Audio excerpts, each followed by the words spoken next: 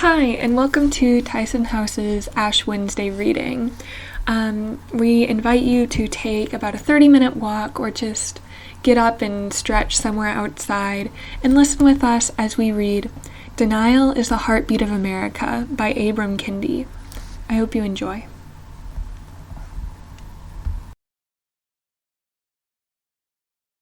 Let me be very clear. The scenes of chaos at the Capitol do not reflect a true America, do not represent who we are, President-elect Joe Biden said during Wednesday's siege. The behavior we witnessed in the U.S. Capitol is entirely un-American, read a statement from a bipartisan and bicameral group of elected officials that included Senators John Manchin, Susan Collins, Mitt Romney, and Mark Warner, as well as Representatives Josh Gottheimer and Tom Reed. We are the United States of America. We disagree on a lot of things, and we have a lot of spirited debate. But we talk it out, and we honor each other, even in our disagreement, said Senator James Lankford, a Republican from Oklahoma. And while we disagree on things, and disagree strongly at times, we do not encourage what happened today. Ever. That's not who we are, Senator Ben Sass said. This is not the America I know and love, Representative Brenda Lawrence said. I know this is not our America, Representative Ed Case. This is not who we are, Representative Nancy Mace said. This is how election results are disputed in a banana republic, not our democratic republic, Republican former President George W. Bush said. This is a national tragedy and is not who we are as a nation, Democratic former President Jimmy Carter said. Do these statements represent the American dream?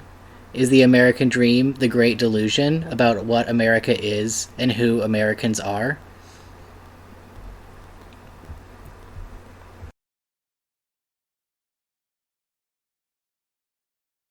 To say that the attack on the U.S. Capitol is not who we are is to say that this is not part of us, not part of our politics, not part of our history. And to say that this is not part of America, American politics, and American history is a bald-faced denial. But the denial is normal. In the aftermath of catastrophes, when have Americans commonly admitted who we are? The heartbeat of America is denial. It is historic, this denial. Every American generation denies. America is establishing the freest democracy in the world, said the white people who secured their freedom during the 1770s and 80s. America is the greatest democracy on earth, said the property owners voting in the early 19th century. America is the beacon of democracy in world history, said the men who voted before the 1920s. America is the leading democracy in the world, said the non-incarcerated people who have voted throughout U.S. history in almost every state. America is the utmost democracy on the face of the earth, said the primarily older and better off and able-bodied people who are likeliest to vote in the 21st century. America is the best democracy around, said the American people when it was harder for Black and Native and Latino people to vote in the 2020 election. At every point in the history of American tyranny, the honest recorders heard the sounds of denial. Today is no different.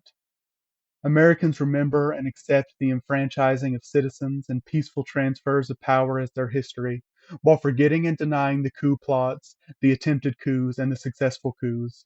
White terror is as American as the stars and stripes.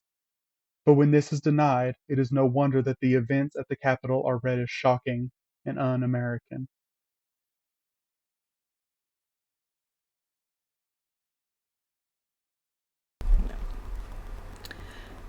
In March 1783, Continental Army officers plotted mutiny against the Confederation Congress until George Washington convinced the officers to remain loyal. In 1861, pro-slavery insurrectionists assembled at the U.S. Capitol to stop the counting of electoral votes for Abraham Lincoln. The Civil War came, lasting until 1865. White terrorists laid siege to the county courthouse in Colfax, Louisiana, on Easter Sunday, 1873, and violently overthrew the local parish government, massacring locally roughly 150 black people in the process. On September 14, 1874, the White League violently attempted to overthrow the newly elected governor of Louisiana in the Battle of Liberty Place in New Orleans. White terrorists rioted, destroyed ballot boxes, and intimidated, wounded, and murdered black voters in Alabama's Barber County on Election Day in 1874, securing victories for their candidates. In 1898, white supremacists murdered dozens of black people and violently overthrew the democratically elected and interracial government of Wilmington, North Carolina.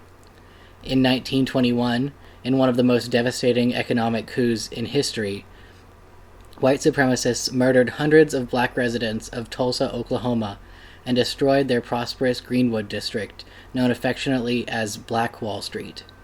In 1933, financiers attempted to persuade President Franklin D. Roosevelt to hand over power so they could establish a fascist government.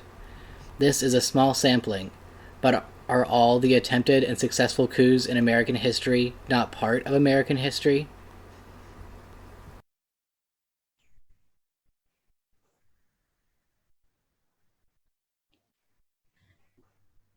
The denial runs through America like the Mississippi River system.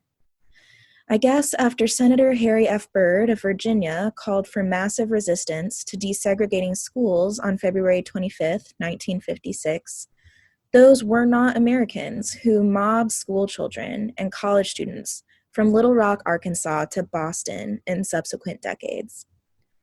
I guess those weren't Americans who beat, jailed, and slaughtered the Americans waging the civil rights, anti-war, black power, brown power, red power, yellow power, women's liberation, and gay liberation movements from the 1950s to the 1980s. I guess their badges and Bibles and American flags weren't American.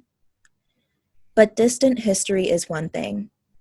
Has American denial blinded Americans from seeing what has happened in their country over the past year in states across the land, on social media apps across the internet? Donald Trump has been attempting to incite coups since April 17th, 2020, when he tweeted, "Liberate Michigan, liberate Minnesota, liberate Virginia, and save your great Second Amendment. It is under siege." Armed and unarmed people gathered in state capitals in Michigan in April, Idaho in August, South Carolina in September, and Oregon in December over COVID-19 restrictions. And white terrorists plotted to kidnap the governors of Michigan and Virginia last year. On January 6, 2021, as the siege occurred at the U.S. Capitol, officials in several states, including New Mexico, Georgia, and Colorado, evacuated state capitals to protect against the gathering mobs. The crowds on that day breached the gate to the grounds of the governor's mansion in Washington state. All of this evidence, all of this, and still some say these people are not part of America. Their anti-democratic politics are not part of American politics. The long history of coups is not part of American history. Denial is the heartbeat of America.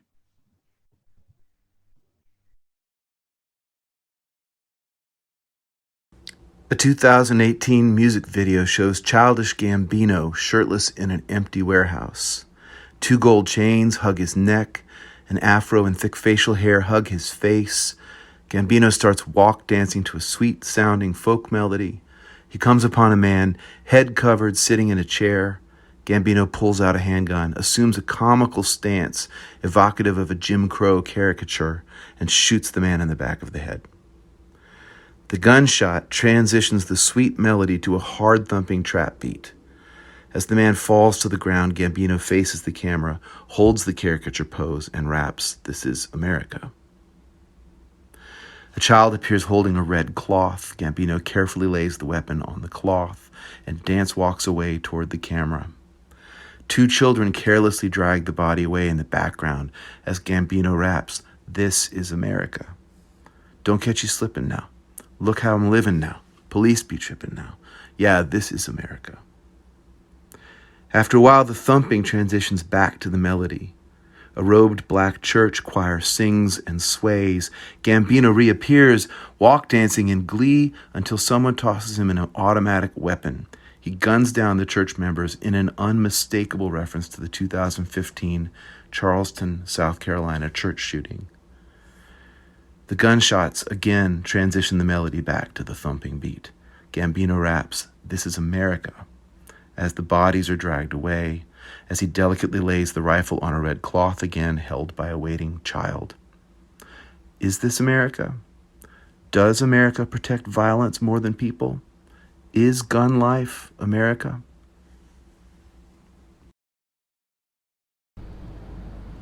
Were the Trump supporters violently occupying the U.S. Capitol America? Was all that violence, all that anti-democratic sentiment, who Americans partially are? Did more than 74 million Americans vote for Trump? Do 77% of those voters believe what he believes, what those insurrectionists who sacked the Capitol believe, against all evidence to the contrary, that the election was stolen from Trump and that he actually won? Is all that happened on January 6th part of America? It is. They are. All of what we saw at the U.S. Capitol is part of America. But what's also part of America is denying all of what is part of America. Actually, this denial is the essential part of America. Denial is the heartbeat of America. Since 2018, when This is America unpacked 3 words used to cloak persisting violence, I've been arguing that the heartbeat of racism is denial. There is a regular structural denial that racial inequity is caused by racist policy. And whenever an American engages in a racist act and someone points it out, the inevitable response is the sound of that denial. I'm not racist. It can't be, I was being racist, but I'm going to try to be anti-racist. It is always, I'm not racist. No wonder the racist acts never stop. What is the inevitable response of Americans to tragic stories of mass murder, of extreme destitution, of gross corruption, of dangerous injustice, of political chaos, of raw attack on democracy within the very borders of the United States, as we witnessed at the U.S. Capitol? This is not who we are. From this bipartisan perspective, America is existentially nonviolent, prosperous, orderly, democratic, just, and exceptional. America is apparently not like those so-called banana republics, which are existentially violent, poor, chaotic, tyrannical, unjust, and inferior. As Republicans and Democrats keep implying, America is apparently not like those shithole countries, as Trump called them.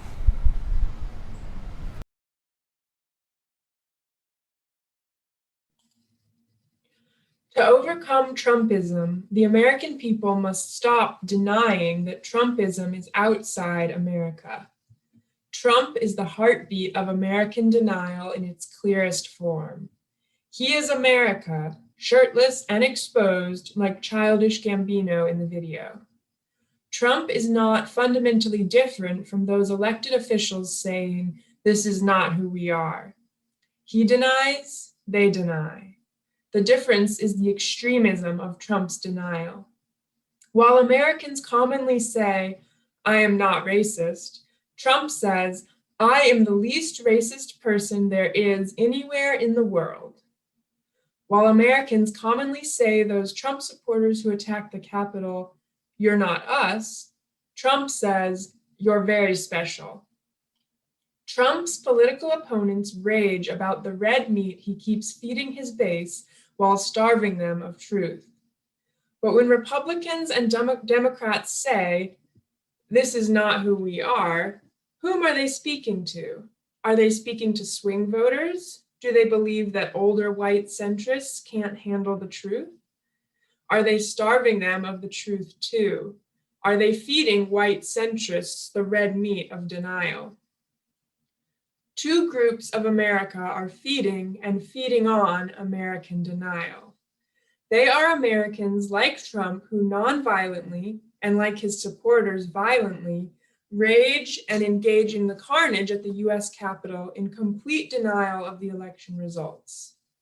And there are the Americans who during and after the carnage say, "This is not who we are," in complete denial that the rioters are part of America. The white domestic terrorist who denies his own criminality and the American politician who denies that the terrorist is part of us both remain in the foreground of American media, of American politics, taking up all our care and concern. Meanwhile, in the background, the violence is placed on red cloths as the victims of carnage are carelessly dragged out of sight and out of mind. As Eddie S. Glaude Jr. powerfully says, "This is us."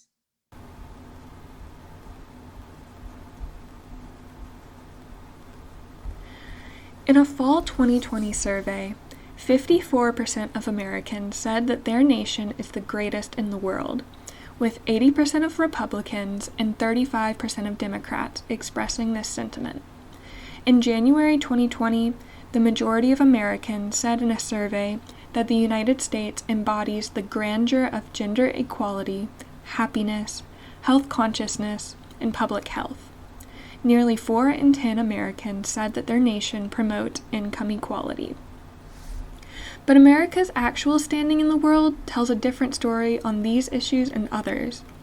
The life expectancy of Americans is shorter than for people in other rich countries that spend far less on health care. The U.S. has the highest maternal mortality rate of any rich country.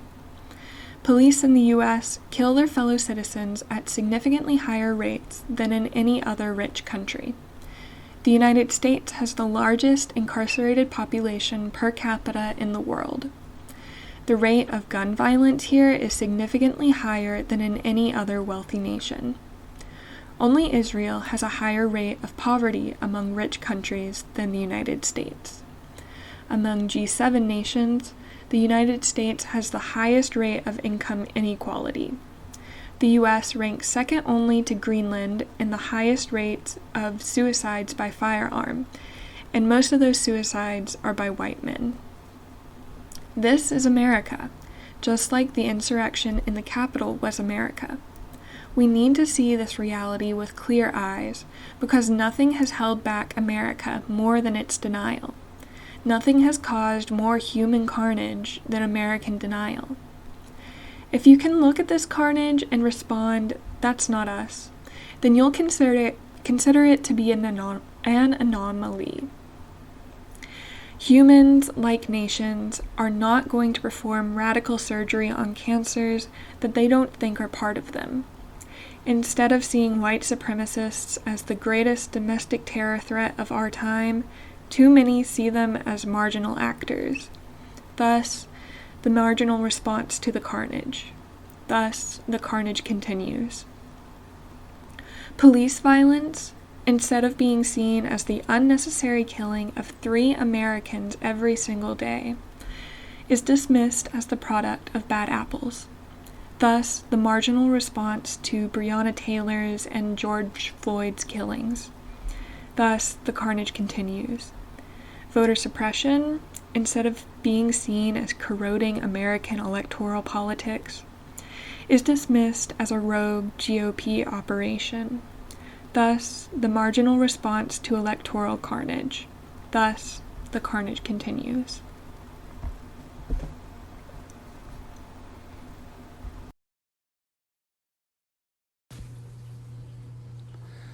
Economic inequality and mass poverty, instead of being seen as the inevitable results of racial capitalism, are dismissed as glitches in the economy. Thus, the marginal response to economic carnage. Thus, the carnage continues. Sexism, racism, homophobia, and anti-Semitism, instead of being seen as systemic and pervasive, are dismissed as being carried out only by those individual red hats and rednecks. Thus, the marginal response to the carnage. Thus, the carnage continues, and on with climate change and pipelines and transphobia and assault rifles and Me Too, and on, the carnage continues. We must stop the heartbeat of denial and revive America to the thumping beat of truth. The carnage has no chance of stopping until the denial stops. This is not who we are must become, in the aftermath of the attack on the U.S. Capitol, this is precisely who we are, and we are ashamed, and we are aggrieved at what we've done, at how we let this happen. But we will change. We will hold the perpetrators accountable. We will change policy and practices. We will radically root out this problem. It will be painful, but without pain there is no healing.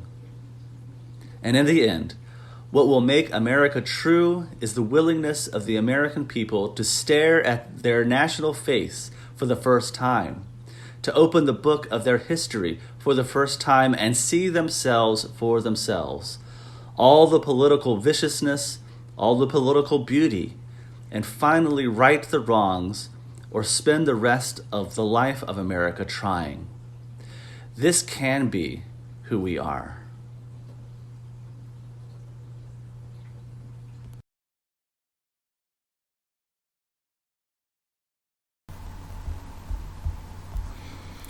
Thank you to our readers, Micah Ketchens, Lucas Feet, Mary Love Weinmiller, John Tiro, Caleb Rogers, Alexis Gilmore, Madison Dyer, and R.J. Powell.